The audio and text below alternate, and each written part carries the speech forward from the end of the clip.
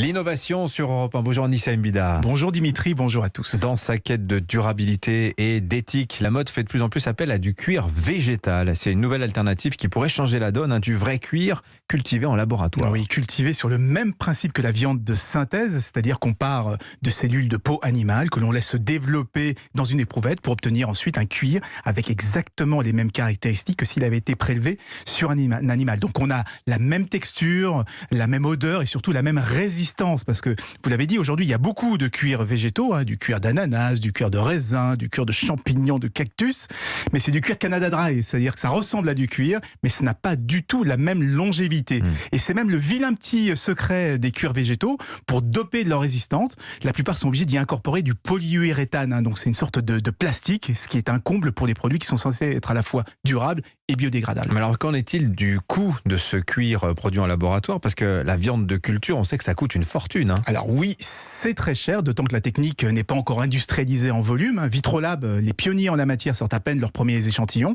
Et pourtant, les coûts pourraient baisser plus rapidement que ceux de la viande, parce que le processus est finalement assez proche de celui sur lequel on s'appuie aujourd'hui pour cultiver des greffes de peau, celles qui sont destinées aux grands brûlés notamment. Donc on a déjà pas mal d'expérience dans le domaine. L'autre intérêt, c'est que la fabrication dure entre 3 et 4 semaines, alors que chez un animal, il faut plusieurs années d'élevage pour obtenir la même surface de peau.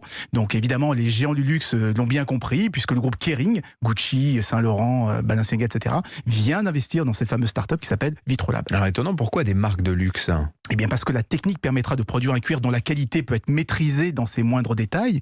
Et comme il s'agit d'un vrai cuir, eh bien il pourra être travaillé avec des méthodes traditionnelles de ces artisans, sans compter qu'au passage, ils pourront se targuer d'avoir des produits durables, qui n'encouragent pas la déforestation et qui préservent le bien-être animal. Or, certains consommateurs sont devenus très exigeants dans ce domaine. Ah oui, là, on fait d'une pierre deux coups. Merci beaucoup Anissa.